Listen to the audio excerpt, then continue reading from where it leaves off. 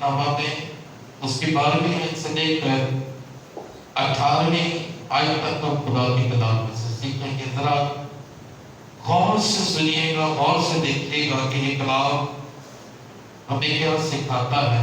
لکھا ہے مبارک وہ شخص ہے جو آزمائش کی برداشت کرتا ہے، کیونکہ جب مقبول ٹھہرا تو زندگی کا وہ تاج حاصل کرے گا جس کا خداوند نے اپنے محبت کرنے والوں سے وعدہ کیا ہے۔ جب کوئی آزمایا جائے تو یہ نہ کہے کہ میری آزمائش خدا کی طرف سے،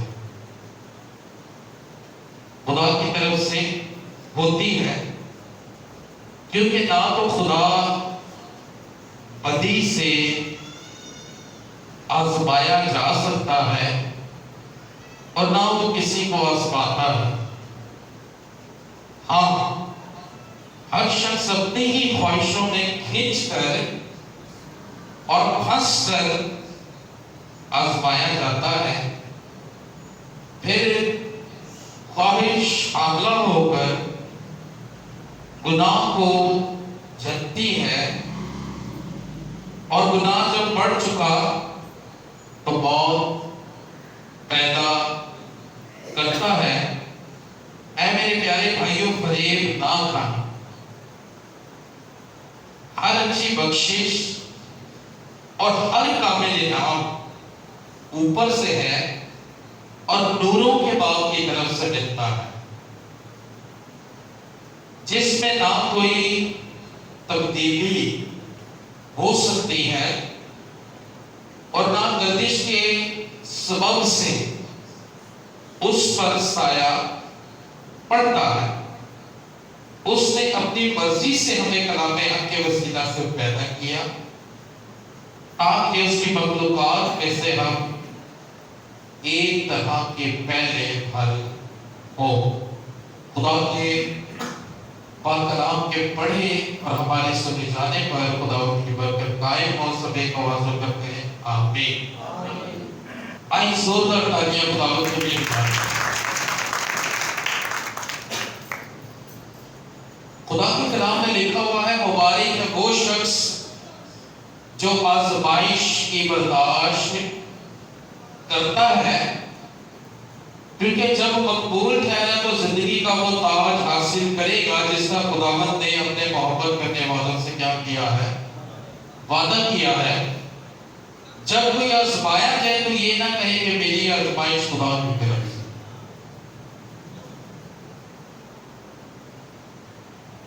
ہاللیلویا۔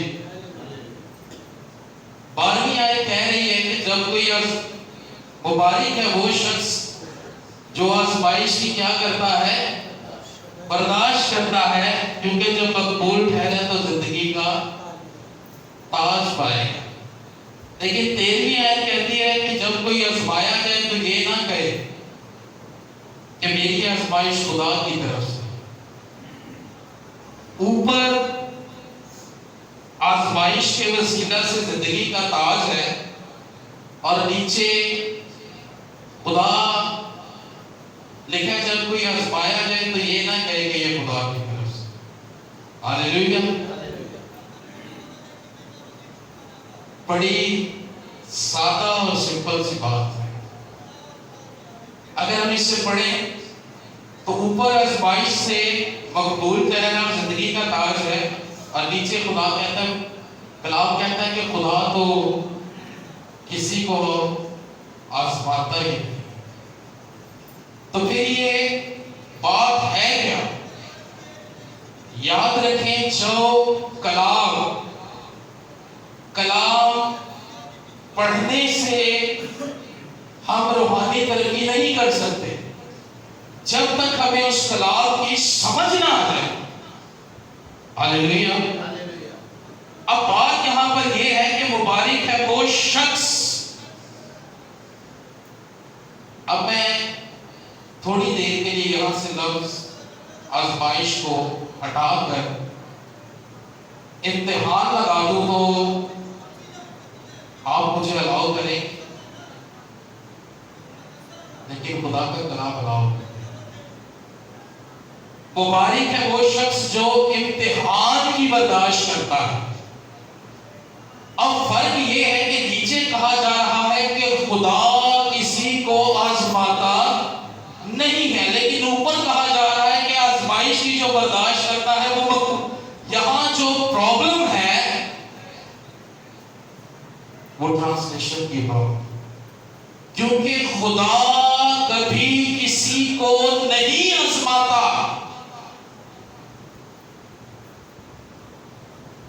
خدا ہمیشہ اپنے لوگوں کا امتحان لیتا ہے۔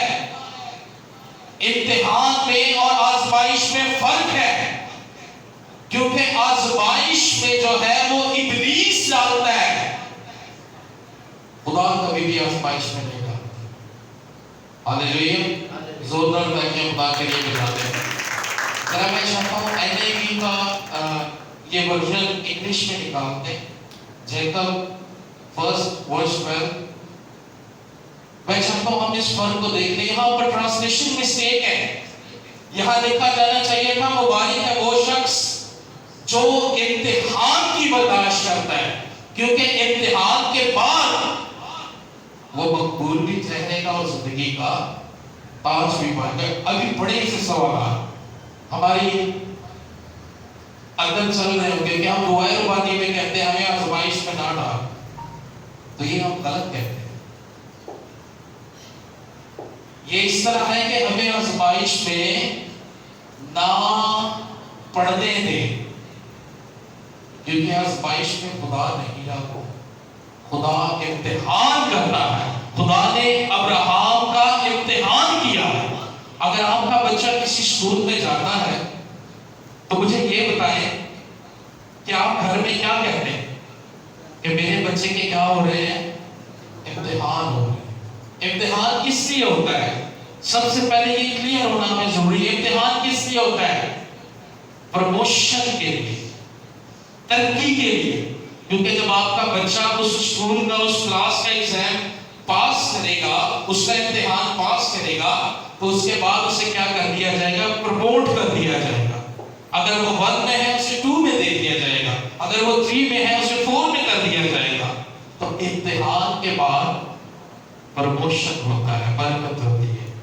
اس لیے مبارک وہ شخص ہے جو امتحان کی برداشت کرتا ہے۔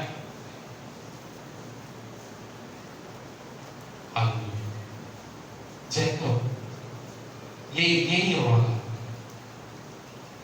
تو یہاں پر جو بات ہمیں کنفیوز کرتی ہے اسے ہم سب سے پہلے کلیئر کرتے چلے جائیں۔ سب سے پہلے یاد رکھیں خدا کبھی بھی نہیں آزماتا ہے، خدا کبھی بھی نہیں آزماتا، خدا ہمیشہ امتحان لیتا ہے۔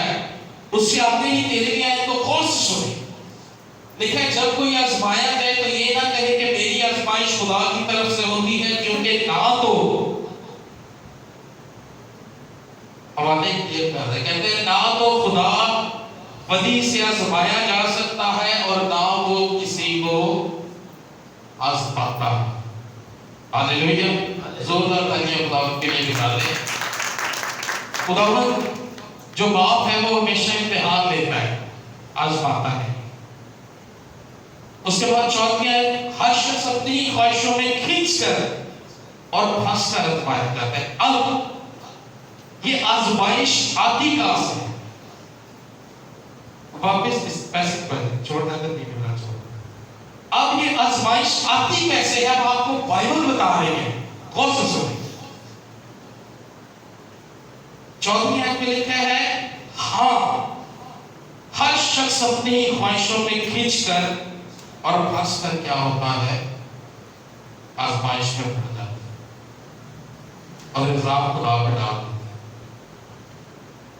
ہاللیلویا، بائبل کہہ رہی ہے، میں نہیں کہہ رہا۔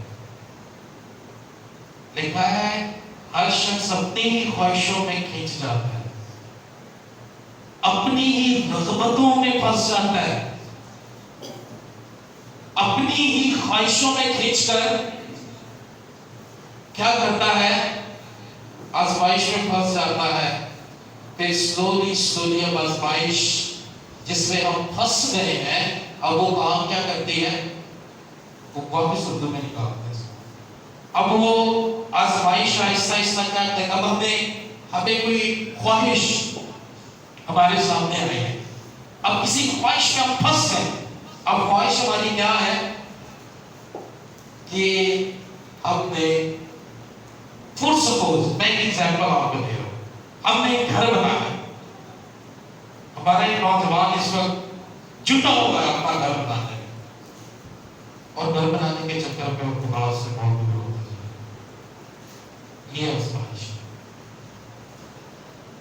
جس میں ہم پھنس جاتے ہیں اور خدا سے دور ہوتے چلے جاتے ہیں، اور ہم وہ رستہ اختیار کر لیتے ہیں جو خدا کو ناپسند ہوتا ہے، اور جب ہم اس میں پھنستے چلے جاتے ہیں، چوکے ہیں ذرا اوپر دیکھیے گا، ہر شخص اپنی خواہشوں میں کھینچ کر پھنس کر آزمایا جاتا ہے۔ اب پھر ہوتا کیا ہے، 15ویں میں پھر خواہش حاملہ ہو جاتی ہے، اور پھر اس کے بعد جنم کس کا ہوتا ہے، گناہ۔ جب آپ خواہش میں پھنس گئے، اس کے بعد خواہش حاملہ ہو گئی، اور حاملہ ہونے کے بعد اب ایک جنم ہو رہا ہے، اب ایک پیدائش ہو گئی ہے، اور وہ پیدائش کس کی ہو گئی، گناہ۔ اس کے بعد اور گناہ جب بڑھ چکا تو پھر اس کے بعد تیسرا سٹیپ موت پیدا ہو جاتی ہے، گناہ کے سبب سے۔ خواہشیں کس کی ہیں، 3 بڑی خواہشیں میں آپ کو چلے بتا دیتا ہوں، انسان کی ہوتی ہے جس کے لیے وہ بات دوڑ کرتا ہے۔ بڑی خواہشیں تو بہت ہے، لیکن 3 میں نے شارٹلی نکالی ہیں، جس میں سے پہلی جو اس کی خواہش ہے، اس کی جسمانی خوراک ہے۔ دوسری جو اس کی خواہش ہے وہ اس کی ہوس۔ تیسری جو ہے وہ دنیا کی شان و شوکت ہے، جس کے لیے وہ کہتے ہیں پاکستان میری ملک کا کوئی نہیں، میں نہیں آ سکتا۔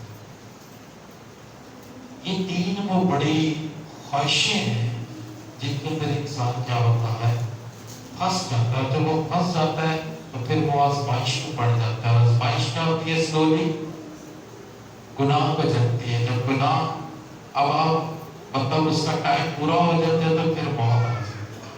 ہاللیلویہ۔ اب یعقوب کیا کہتا ہے اس بارے میں، غور سے سنیے گا۔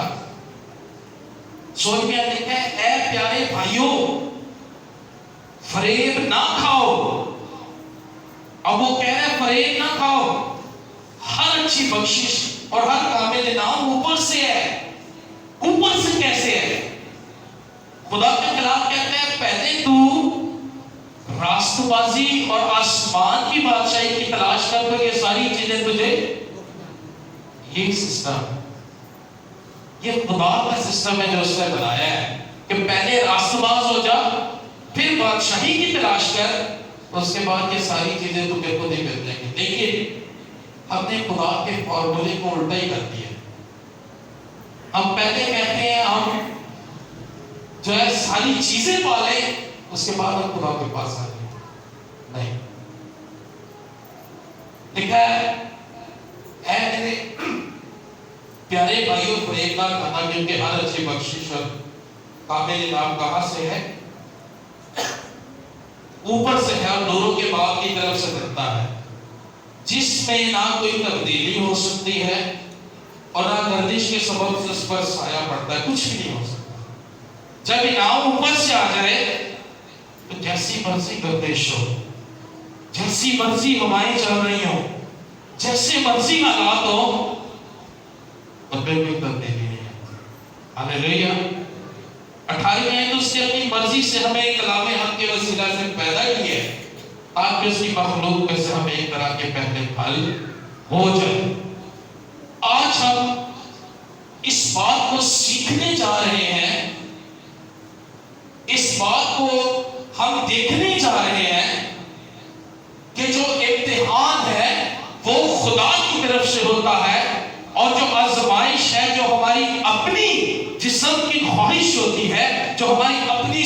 خوش ہوتی ہے جب ہم گناہ کے اندر پھنستے چلے جاتے ہیں تو اس کے بعد موت پیدا ہوتی ہے. آج ہم نے اپنی زندگیوں کو میڈیٹیٹ کرنا ہے, اپنی زندگیوں میں دیکھنا ہے کہ ہم کس نشہ کے اندر ہیں. نشہ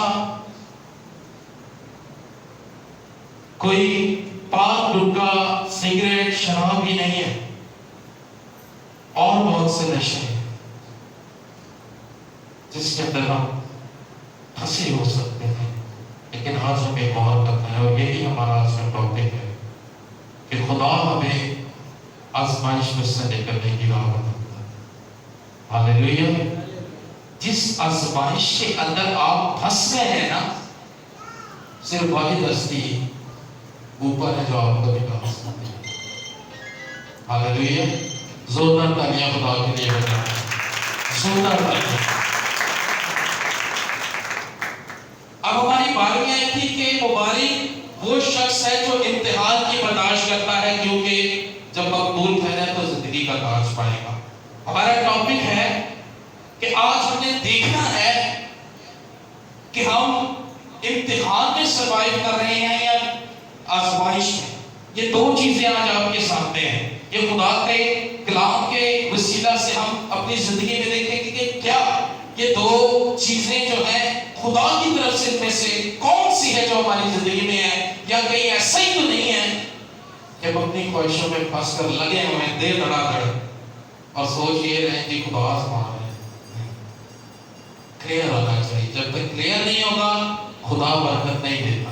آمین. زوردار تالیاں خدا کے لیے بجا دیں. خدا کے کلام کو قبول کریں, خدا کے کلام کو ریسیو کریں.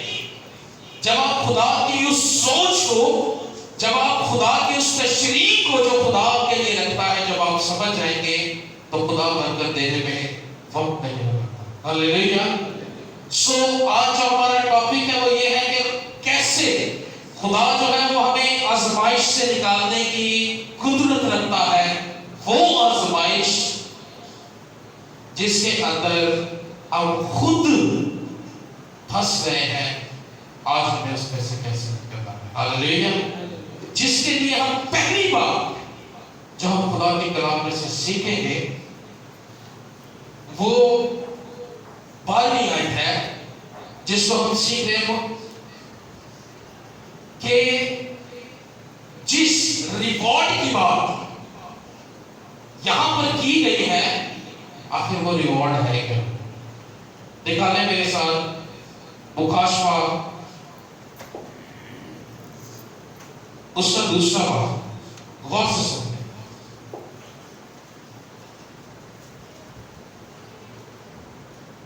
پہلے ہم اس ریوارڈ کو سمجھیں گے. دوسرا باب 10ویں آیت لکھا ہے مکاشفہ 2:10. جی لکھا ہے جو دکھ تجھے سہنے ہوں گے ان سے خوف نہ کر. دیکھو ابلیس تم میں سے بعض کو قید میں ڈالنے کو ہے تاکہ تمہاری آزمائش ہو. قید میں کون ڈالنے والا ہے؟ اور کیا لفظ آیا؟ تاکہ تمہاری کیا ہو؟ آزمائش. کلیئر ہو گیا. اس کے بعد اور 10 دن تک مصیبت اٹھاؤ گے اور جان دینے تک بھی وفادار رہو تو میں تجھے زندگی کا تاج دوں گا. امتحان ہوتا کیسے ہے, آزمائش کیسے ہے؟ ہمیں ایک کریکٹر نظر آتا ہے یسوع مسیح. لکھے روح سے جنگل میں لے گیا تاکہ ابلیس سے کیا کیا جائے؟ آزمایا جائے. امتحان میں روح سے کہاں لے گیا؟ جنگل میں, تاکہ ابلیس سے آزمایا جائے. اب اس جنگل کے اندر ابلیس اور یسوع مسیح کا آمنا سامنا ہوتا ہے. ابلیس اب اس کے پاس آتا ہے اور اسے کہتا ہے کہ تیری بابت لکھا ہے کہ تو اگر اپنے آپ کو یہاں سے نیچے گرا دے تو فرشتے تجھے اپنے ہاتھوں پر کیا کر دیں گے؟ اٹھا لیں گے. ہاللیلویا. اب ریوارڈ کیسے ملے گا؟ ریوارڈ دیکھیے گا. اب یہاں پر ہے آزمائش. کیونکہ خداوند یسوع مسیح جس منسٹری کا کام کرنے کے لیے انہوں نے آغاز کر دیا ہے، ابلیس ان کے پیچھے پیچھے پیچھے پیچھے تاکہ اسے کسی نہ کسی طرح کیا کرے، گرائے۔ اب ہوتا کیا ہے، وہ یسوع سے کہتا ہے کہ تیری بابت دیکھا ہے کہ تو یہاں سے اپنے آپ کو گرائے گا تو فرشتے تجھے اپنے ہاتھوں پہ اٹھا لیں گے۔ خداوند کہتا ہے ڈیفینیٹلی، کیا یہ نہیں لکھا، وہ میرے لیے تو لکھا ہے، لیکن کیا لکھا ہے اس کے آگے، تو نے اس کے آگے نہیں پڑھا کہ تو اپنے خداوند خدا کو کیا کرنا، ہرگز اس کا امتحان نہ کرنا۔ کبھی اپنی ایگو لے کر، کبھی اپنے اندر اپنی انا کو لے کر تو اپنے خدا کو نہ آزمانا۔ یسوع جانتا تھا کہ یہ میرے لیے لکھا ہوا ہے، لیکن اس نے اس سوال کو جس کے اندر یسوع کو غرور میں لانا تھا وہ سمجھ گیا تھا۔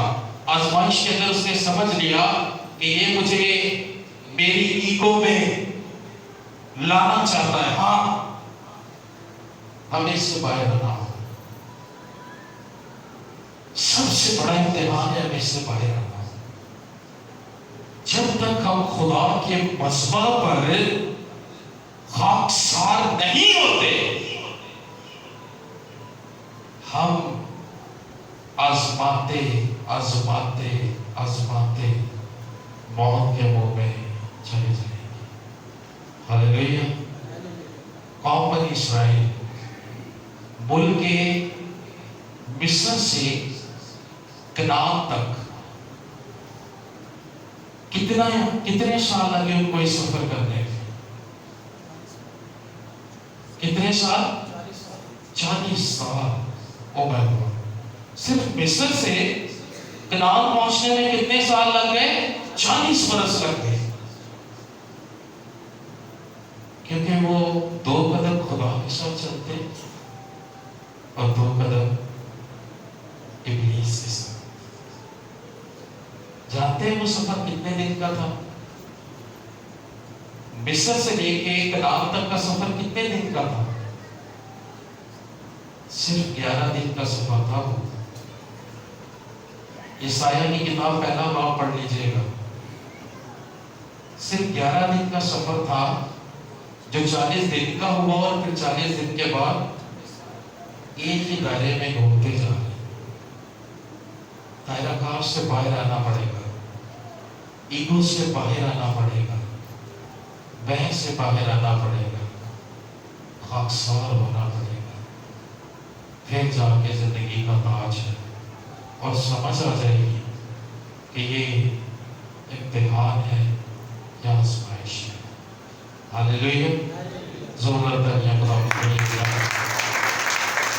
غور کریں کہ کئی ہم قوم بنی اسرائیل کی طرح 11 دن کے سفر کو اپنے لیے 40 برس کا تو نہیں بنا لیا ہو، وجہ آزمائش کے دائرے کے اندر ہی ہوتے جائیں۔ رکھیں، سمجھیں کہ یہ بات خدا کی طرف سے ہے یا یہ بات ابلیس کی طرف سے ہے۔ ہاللیلویا۔ جب ہم اس دائرہ کار کو سمجھ جائیں گے، ہم اس سے باہر آ جائیں گے تو زندگی کا تاج پائیں گے۔ دوسری بات جو خدا کے کلام میں سے ہمیں سیکھنی ہے وہ 13ویں آیت سے لے کر 15ویں آیت تک ہے۔ سنیں، جب کوئی آزمایا جائے تو یہ نہ کہیں کہ میری آزمائش خدا کی طرف سے ہوتی ہے، کیونکہ نہ تو خدا بدی سے آزمایا جا سکتا ہے اور نہ وہ کسی کو آزماتا ہے۔ ہاں، ہر شخص اپنی ہی خواہشوں میں کھینچ کر اور پھنس کر آزمایا جاتا ہے، پھر خواہش حاملہ ہو کر گناہ کو جنمتی ہے، گناہ جب بڑھ چکا تو موت پیدا ہو جاتی ہے۔ ہاللیلویا۔ دوسری بات غور سے سنیے گا، جو آزمائش ہے وہ آپ کو ٹارگٹ کرتی ہے۔ ہاللیلویا۔ جو آزمائش ہے وہ آپ کو کیا کرتی ہے؟ ٹارگٹ کرتی ہے۔ ٹارگٹ کرنا کیا ہوتا ہے؟ جب کسی شخص کو کہا جاتا ہے کہ یہ جو شخص ہے تو نے اس کو گولی مار دی ہے، تو وہ دور کھڑا ہو کے اس کو ٹارگیٹ کرتا ہے، نشانہ سیدھا کرتا ہے، تو پھر وہ اس کی کیا کر دیتا ہے؟ زیر کر دیتا ہے۔ اسی طرح آزمائشیں آپ کو ٹارگیٹ کرتی ہیں، گناہ آپ کو ٹارگیٹ کرتا ہے، خواہشیں آپ کو ٹارگیٹ کرتی ہیں کہ میں اس کے اندر جاتی ہوں، میں اس کے اندر جاتا ہوں تاکہ میں اسے کیا کروں؟ خدا کی راہ سے کیا کر سکوں؟ ہٹا سکوں۔ غور سے سنیں۔ پھر یسوع اس جنگل میں ابلیس کہتا ہے کہ اگر تو مجھے سجدہ کرے تو یہ ساری شان و شوکت میں کیا کروں گا؟ تجھے دے دوں۔ او مائی گاڈ، جو ساری خلقت کا مالک ہے اسے وہ پرپوزل دے رہے، کیونکہ وہ اس کے امیج کو جانتا نہیں ہے کہ وہ بات کس سے ہے۔ ہاللیلویا۔ اب اس نے خداوند یسوع مسیح کو بڑا سخت سوال دکھایا، اس نے کہا مجھے سجدہ کر دے تو میں یہ ساری شان و شوکت تجھے سونپ دوں گا۔ خداوند نے کیا اسے جواب دیا؟ خداوند کہتا ہے، لکھا ہے کہ تو اپنے خدا کے سوا کسی اور کا سجدہ نکل گیا۔ پھر خداوند نے اس آزمائش میں سے نکلنے کا راستہ دیا۔ ہاللیلویا۔ آزمائش، خواہش کسی قسم کی بھی ہو سکتی ہے، روپے پیسے کے علاوہ کوئی بھی ایسا گناہ ہے جو ہمیں ٹارگیٹ کر رہا ہوتا ہے، جو ہمیں جس کو ہم جب اپنے اندر بسا لیتے ہیں تو پھر ہم آزمائش میں پڑ جاتے ہیں، ہم کہتے ہیں نہیں کیا تو خدا بول میرے حالات پاڑے نہیں تو خدا بول نہیں۔ وہ ایسی خواہشیں ہیں جن کے وسیلہ سے ہم اس مصیبت میں۔ تو دوسری بات جو ہم نے سیکھی ہے وہ کیا ہے کہ خواہش ہمیں ٹارگیٹ کرتی ہے، گناہ آپ کو ٹارگیٹ کرتا ہے۔ اب آپ کو ہوشیار رہنا ہے، آپ کو پتہ چلتا ہے یہ شخص مجھے مارنے والا، آپ کتنا کانشیس ہو جائیں گے، اس سے کتنا ہوشیار ہو جائیں گے۔ جب بھی وہ آپ کے سامنے آئے گا آپ جو ہے اسے دیکھ کے آپ ادھر ادھر ہو جائیں گے، اپنے آپ کو سیکیور کریں گے۔ تو یاد رکھیں جب آزمائش آپ کو ٹارگیٹ کرتی ہے تو آپ کو اپنے آپ کو سیکیور کرنا ہے، اور سیکیور آپ کیسے کر سکتے ہیں؟ خداوند یسوع مسیح کے لہو میں اپنے آپ کو کیا کر لینا ہے؟ چھپا لینا ہے، جو آپ کو ہر طرح کے ٹارگیٹ سے بچا لیتا ہے۔ ہاللیلویا۔ زوردار تالیاں خداوند کی طرف سے۔ تیسری اور آخری بات،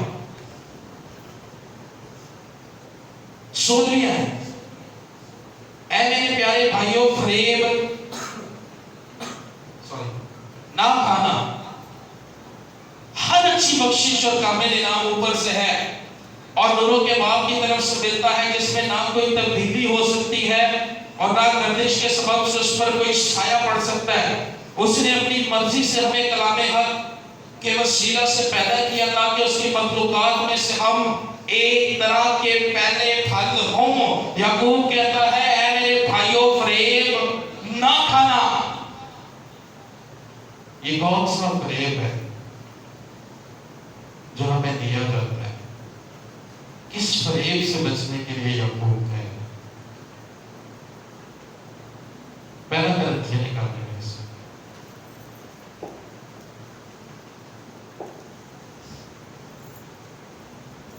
تیسری بات جو ہم نے خدا کے کلام میں سے سیکھنی ہے وہ یہ ہے کہ ہمیں آزمائش کی مزاحمت کرنی ہے، اس کی فیور میں نہیں جانا۔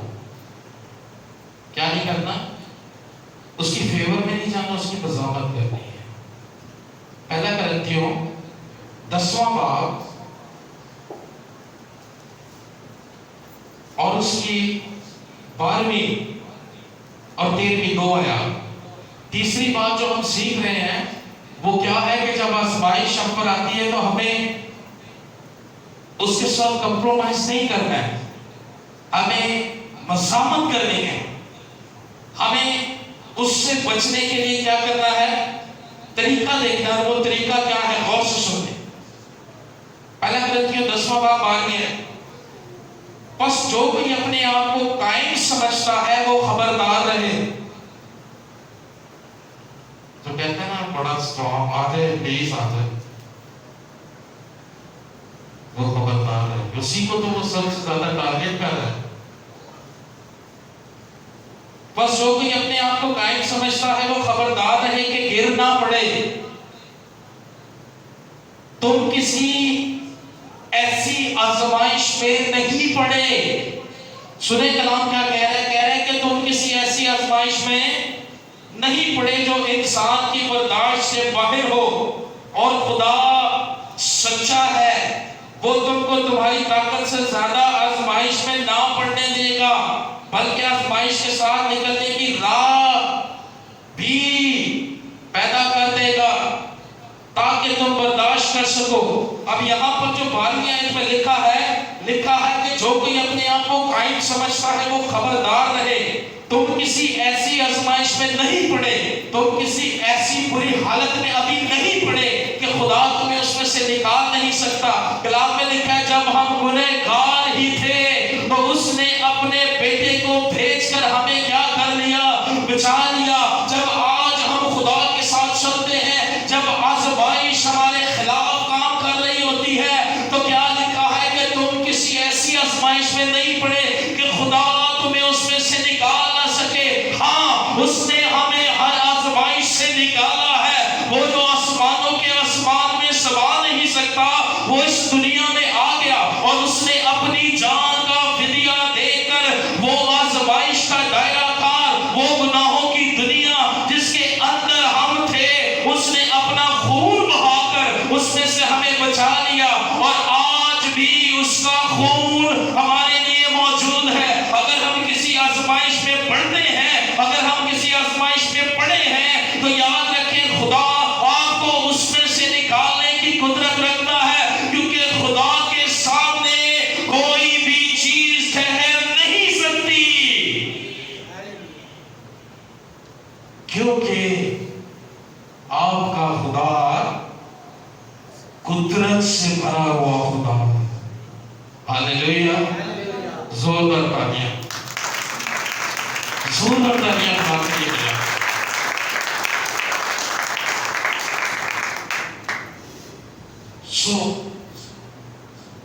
آج کا جو ہمارا پیغام تھا وہ یہ تھا کہ خدا ہمیں آزمائش میں سے نکلنے کی راہ بتاتا ہے، جس کے لیے ایک بات کلیئر ہونا بہت ضروری ہے کہ ہمیں یہ دیکھنا ہے۔ اب میں آپ کو میسج کا ریویو دے رہا ہوں کہ یہ آزمائش ہے یا امتحان ہے۔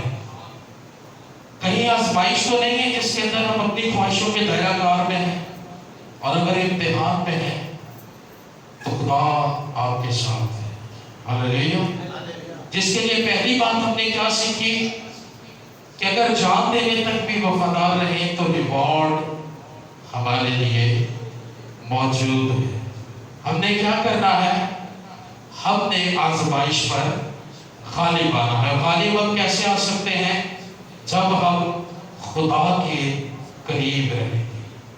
دوسری بات جو ہم نے خدا کے کلام میں سے سیکھی کہ آزمائش جو ہے وہ آپ کو ٹارگٹ کر رہی ہوتی ہے، آپ کو نشانہ بنا رہی ہوتی ہے، لیکن آپ نے اس میں سے کیا کرنا ہے؟ بچنا ہے۔ اور بچ کیسے سکتے ہیں؟ ہم اپنے آپ کو خدا یسوع مسیح کے لہو میں چھپائیں۔ تیسری اور آخری بات کہ ہمیں ریزسٹ کرنا ہے، ہمیں مزاحمت کرنی ہے۔ جب آزمائش میں پڑھنے کا وقت ہو، جب کمزور ہو رہے ہوں، پولس رسول کہتا ہے اور قاصد نے مجھے کاٹا جو دھویا، یعنی اس نے مجھے کیا کیا؟ پن کیا کہ میں گناہ کروں، لیکن وہ کہتا ہے میں جب جب کمزور ہوتا ہوں تب ہی کیا ہو جاتا ہوں، کیونکہ تیرا فضل میرے لیے، جب کوئی خواہش اندر پل رہی ہو تو خدا کے حضور آ جائے اور کہے کہ تیرا فضل میرے لیے کافی ہے۔ یہ وہ راہ ہے جو خدا ہمیں آزمائش میں سے نکلنے کی بتاتا ہے۔